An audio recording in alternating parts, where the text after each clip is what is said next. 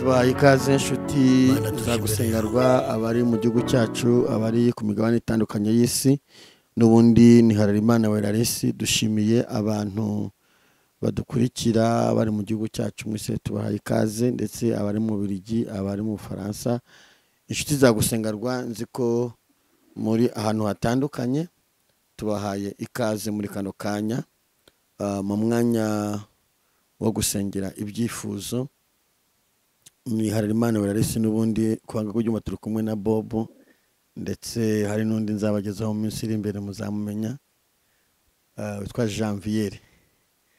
Nawe turakwishimiye, tuguhaye ikaze kabisa. Nawe muzajya mwumva kwanga w'ibyuma, ntataba hari Bobo muzajya mwumva Janvier. Bahaye ikaze inshuti zagusengerwa. Reka dutangiye dusenga Imana. Muri uyu mwanya turashaka kwinjira mu mwanya wo gusengera ibyifuzo. Ushobora kuba ufite umuntu urwaye, cyangwa se umaze iminsi ubabaye, cyangwa se ufite agahinda. Ndavuga kuri Yesu ari i Galilaya, yakoze ibintu bikomeye. Hanyuma nibyo tugiye kuvugaho, hanyuma dusenga Imana. Guhaye ikaze Mana mu izina rya Yesu Kristo. Uri Imana y'ububasha, uri Imana ikomeye, uri Imana ifite imbaraga, uri Imana ifite ubutware, uri Imana ishobora byose. Gushimiye ko ari wowe urinda abantu bawe, gushimiye ko ari wowe uturwanirira, gushimiye ko ari wowe uturengera. Twabuze umuntu waturengera, ni wowe uturengera. Tudafite icyerekezo, ni wowe uduha icyerekezo. Tudafite inzira, ni wowe uduha inzira.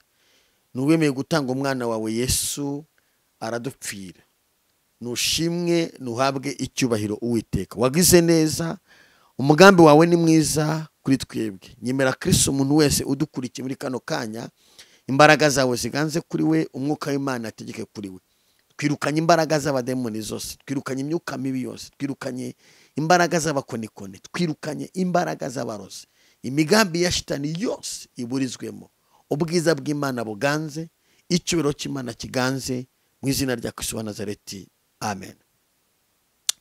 Ijambo ry'Imana hano muri Matayo ibice 15 ku murongo waho wa 29. Hari ijambo ngo Yesu akiza abarwayi, ahaza abantu 4,000. Yesu akiza abarwayi. Amaze kubakiza, si kukiza gusa, yaranahagije n'abantu. Ahaza n'abantu bari bashonje. Abantu bari bashonje. Yesu bamuzaniye abarwayi, bamuzanira abamufite ubumuga, bamuzanira abatabona, bamuzanira abarwaye indwara z'imigongo, bamuzanira abarwaye indwara z'amaso, bamuzanira abantu barwaye indwara zitandukanye. Bamuzanira biteguye kugira ngo babashe kwakira gukira. Haranditse ngo Yesu avayo ajya ku nyanja y'i Galilaya, azamuka umusozi aricara. Imana ishimwe. Yari ari ku nyanja i Galilaya, abantu benshi baje bamutegereje, abantu benshi bafite amatsiko, abantu benshi. Ahantu Yesu kuva na cyane uyu munsi, ahantu hari ubwiza bw'Imana, hari imbaraga z'Imana, abantu barahahururira, abantu barahashakisha. Naho utakirwa wiyamamaza, uri mu mwuka w'Imana, abantu baragushaka, abantu barakumenya. Yesu rero ngo abantu bari baje ari benshi, 4,000 by'abantu. Baraza bakikiza inyanja, barazigara barahakikiza. Ngo Yesu avayo araza. Yesu ntashobora kubona ahantu hari abantu benshi ngo abatererane. N'umuntu umwe ari umuntu umwe, aramushakisha. Imana ishimwe. Ndagira ngo muri kano kanya kubwira ikintu kimwe. Nimba urushye, ukaba uremerewe, ukaba ufite intimba n'agahinda, ukaba ufite ibibazo, bibwire Yesu. Yesu niwe wenyine ubasha gukiza iyananiranye. Niwe wenyine wabasha kuvura igikomere. Yesu niwe wenyine wabashize guca mu mibabaro kugira ngo ubeho. Yesu niwe wenyine ubasha gufata ibitariho akabigira ibiriho. Yesu Kristo niwe wenyine ubasha guhindura amateka y'umuntu.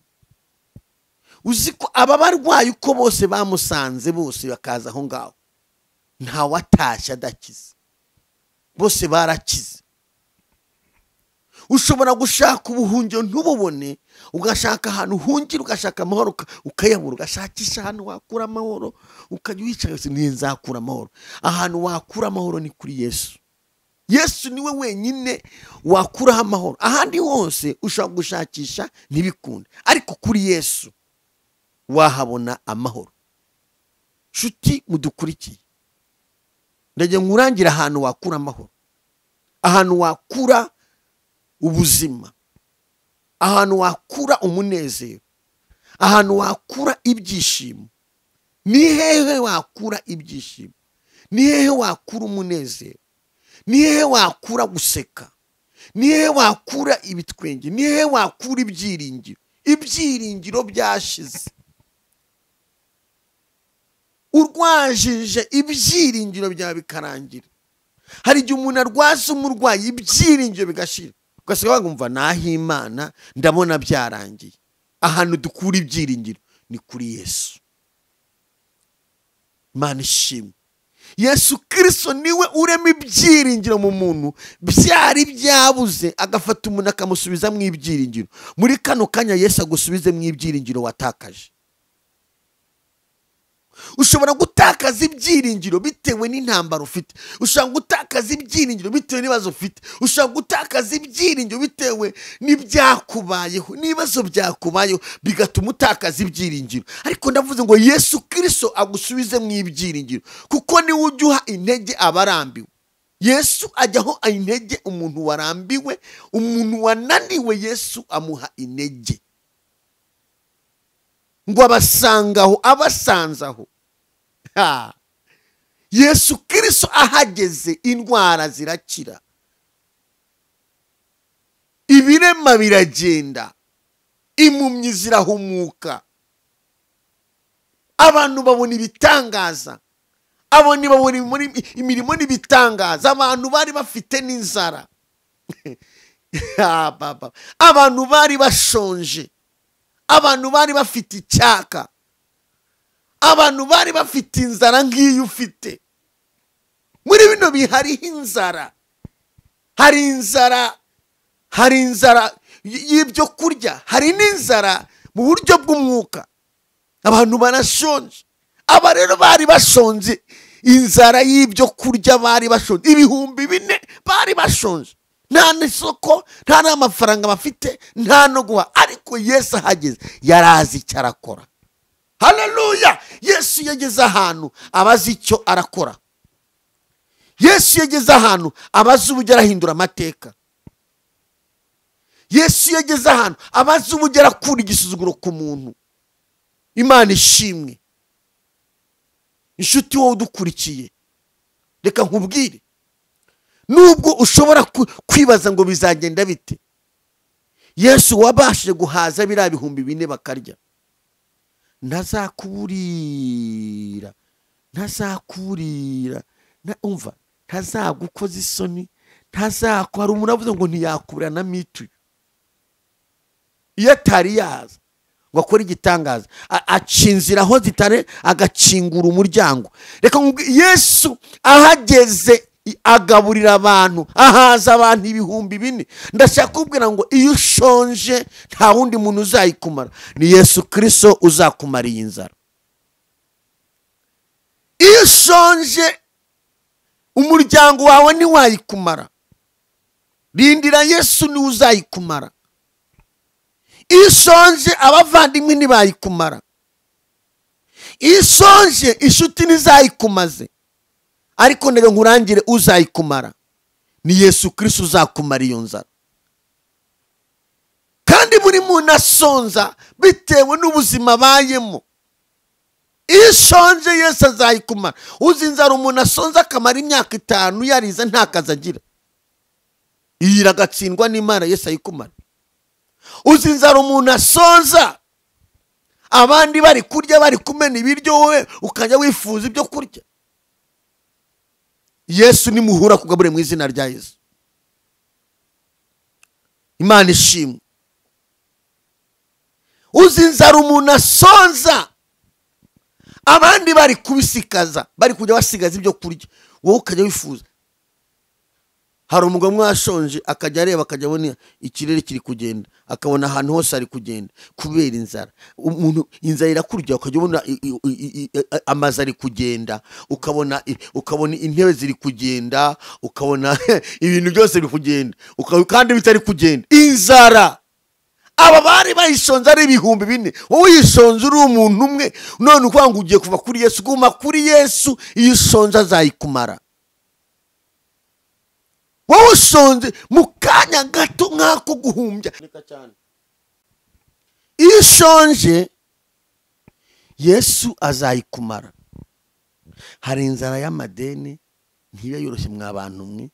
Hari inzara umuntu agira akabura n'amafaranga yo kodesha. Hari inzara umuntu agira ukagisonza. Ababa ku ishuri barabizi hari igihe usonza ukicwa n'inzara mu ishuri. Ariko inzara ndi kuvuga mbi niyo usonza abantu ntibabimenye ko wayishonje. Hari inzara umuntu asonza agasonza n'igisirimu. Ayiwe data we, umuntu yakureba akabona uri boss nta kibazo ufite yenda kuguhitana. Uzi ko umuntu asonza mu gitondo abantu bakamuguza. Umuntu akaza ati unije wantije miliyoni 1 ko nzayiguha kwa 6 kandi ushonje. Iyo ubushonje Yesu aba yarakurinze akakurinda kuguteza rubanda akaguhagararaho kandi abakurindirije umunsi w'amashimwe. Haleluya! Yesu niwe wenyine wakumara iyo ushonje. Iyi minsi abantu bashonje inzara yo mu buryo bwo mu mwuka ndetse n'iyo mu mubiri. Kandi abantu bafite uburwayi butandukanye. Hari ubwo wavukanye, hari ubwo wisanzemo, hari ubwaturutse ku badayimoni, hari ubwaturutse kuri za karande, hari ubwaturutse ku mashari, hari izo urwaye utazi ukuntu zimeze, hari izo urwaye bitewe n'ubuzima ubayemo. Izo ndwara Yesu Kristo arashoboye kuzihagarika. Yesu ashoboye kugukiza izo ndwara agahindura amateka ku buzima bwawe. Inshuti wowe udukurikiye kuri gusenga Rwanda nje nkubwire ko iyo ushonje Yesu yayikumara. Mana ishimwe. Iyo ushonje nanjye nigeze sonza. Hari umunsi inzara yandiye nkajya mbona amakaritsi ari kugenda kandi atari kugenda. Kandi aho ngaho umwuka w'Imana arakubwira ngo nzakugaburira nzabana nawe. Aba bantu bari bafite ibyiringiro ari ibihumbi 4. Ibyiringiro inzara yarabaniye bigeraho nabo bwabura bati wadusezereye. Ariko Yesu ajya amara inzara. Iyo ufite Yesu azayikumara. Dawe enemandola. Iyo ufite Yesu azayigukiza. Yesu ni ugica inzira aho zitari. Yesu ni ugikura ibikomere ku muntu. Yesu ni ugikura umuntu nk'umuntu uruzerero. Yesu ni ugikura umuntu ho agahinda akakuvana agahinda. Yesu ni ugifata ibigutsikamiye akabyegezayo. Yesu ni ugikuraho umuntu uruzerero. Iyo ufite inzara uruzerero rwo nturubona abari ibintu wakiriye. Ariko Yesu agukiza iyo ushonje mu izina rya Yesu. Imana ishimwe. Yesu azaguhaza guhaze n'uburame. Azagukiza ibikomere. Ndagira ngo dusenge muri kano kanya. Icyifuzo ufite tugiye kugisengera.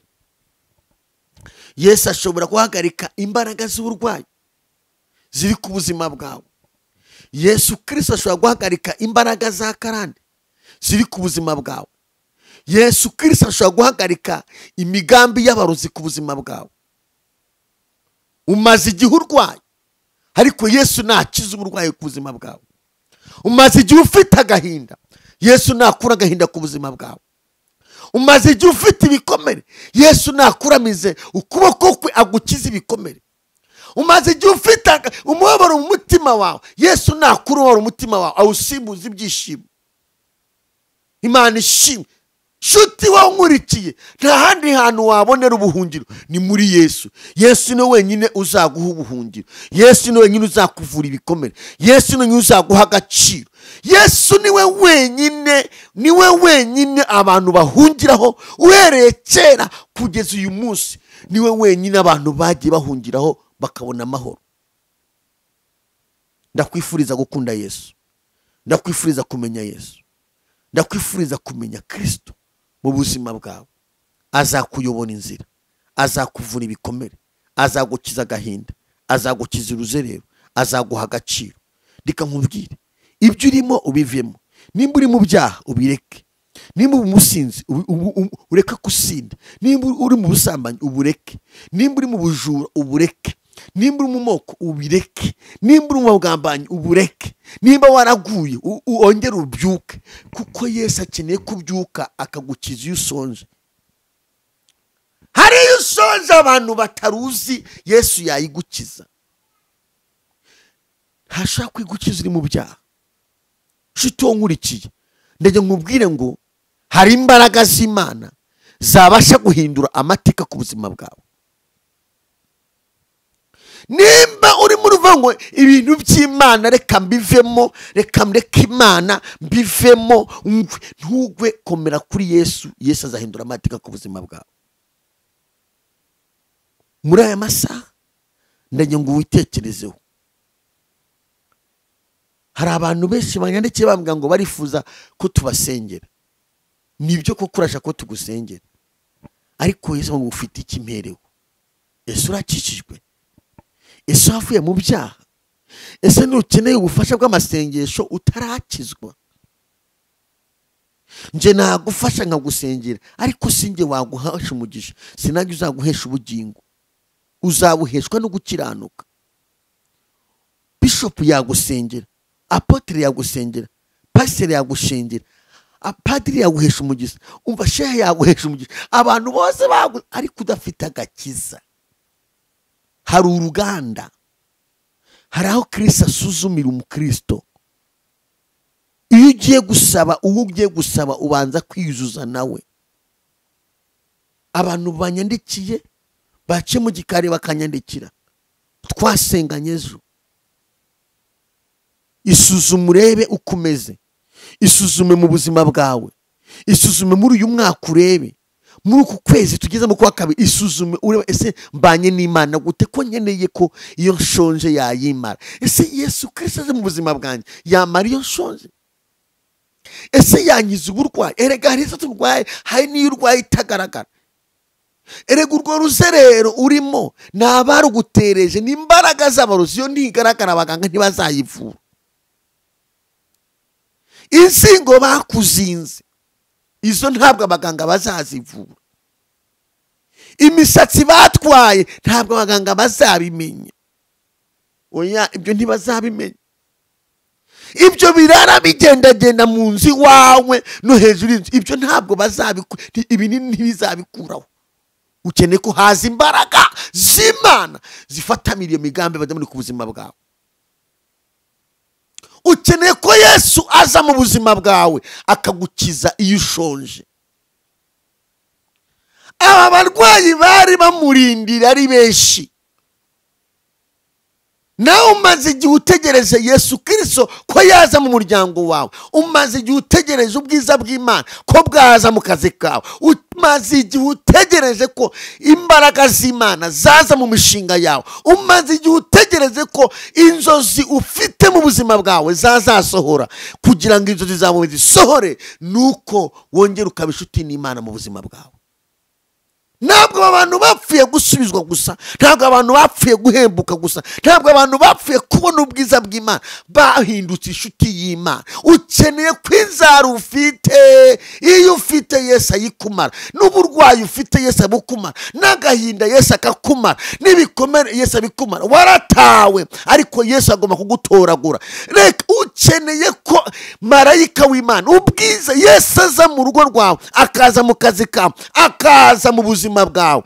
urabasha kwijuza na Yesu Kristo. Nta kindi kintu ukeneye ku buzima bwawe. Ukeneye kwijuza n'Imana mu buzima bwawe, ukeneye gukiranuka, ukeneye kwihana ibyaha. Nimba utarakizwa, ndayo muri kano kanya dusengane, uce bugufi aho usenge hariho hose, icyubahiro waba ufite, titire waba ufite, uko wameze kose, reka nkubwire ibintu byose birarangira. Utarangira ni Yesu Kristo.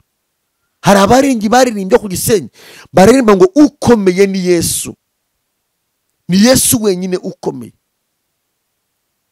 Umuntu arahitinga ejo agapfa. Udapfa ni umuremyi wawe.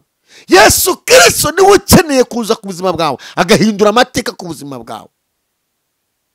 Isunga umwami w'amahoro, ube inshuti, ikuremo intege nkeya, ikuremo ubwoba, ikuremo agahinda, ikuremo amaganya, ikuremo gushidikanya, ikuremo kwivumbura, ikuremo ibitotsi. Ushake Kristo, ushake Imana, utegereze, winginga ijuru. Ijuru demandore pa rije kukurenganura. Shaka Kristo mu buzima bwawe uzamubona.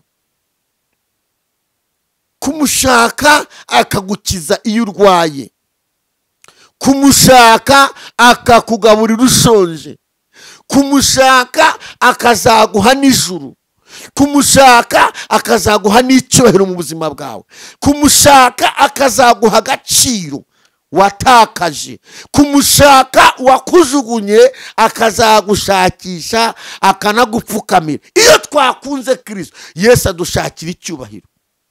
Ntitwirirwa tujya kugishakisha. Oya,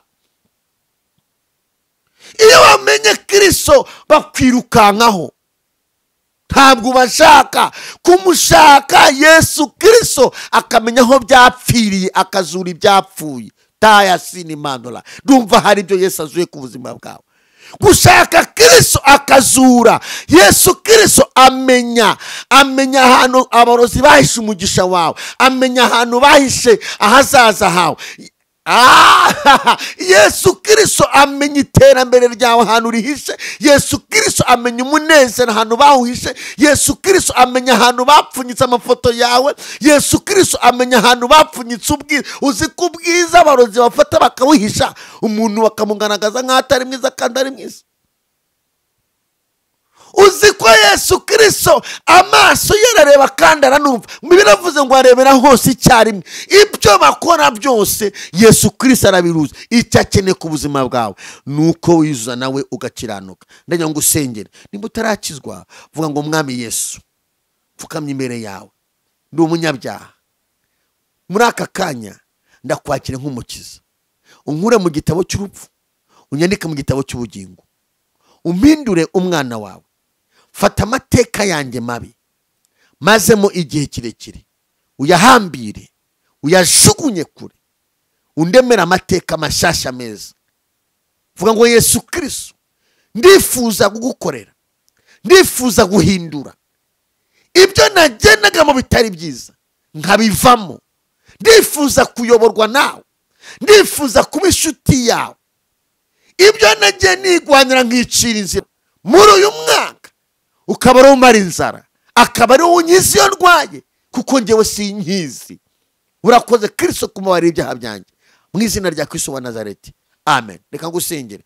Mana, mu izina rya Yesu Kristo, uri Imana y'ububasha, uri Imana ikomeye. Ngushime ko ari wowe utanga imbabazi, ngushime ko ari wowe uvura ibikomere, ngushime ko ari wowe ukiza agasuzuguriro, ngushime ko ari wowe ukuraho imbaraga z'umuruzi zikavaho. Ukimara kumubabarira, ukimara kumweza, amateka ye uyahindure, umukure w'igisuzuguriro. Kandi Kristo umuha imbaraga z'umutima zo gutsinda ibyaha, umuha imbaraga z'umutima zo gukiranuka. Sebi wari udukurikiye wese, imbaraga z'Imana mu izina rya Yesu. Sengeye ibyifuzo umuntu yari afite, abadukurikiye, abari mu gihugu cyacu, abari ku migabane itandukanye y'isi, abari muri Amerika, abari mu Faransa, abari Canada, abari mu Busuwisi, abari Dubai, abari South Africa, umuntu wari ufite ibyifuzo, ni wowe uzi icyifuzo, ariko wambwiye ngo muri kano kanya nzamura ibyifuzo, nzamuye ibyifuzo by'abantu b'Imana, nzamuye ibyifuzo by'abakobwa, nzamuye ibyifuzo by'ababyeyi, nzamuye ibyifuzo by'abagabo, nzamuye ibyifuzo by'abasore, nirukanye umuvumo, nirukanye imbaraga z'abakonikoni ku buzima bwabo, ubakize iyo barwaye itagaragara ndetse n'igaragara uyibakize, ubakize kandi nurangiza ugaburire abari bashonje. Urakoze Kristo kubikoze mu izina rya Kristo wa Nazareti, amen. Imana ibagire neza, ijambo ry'Imana akagaruka. Bye bye.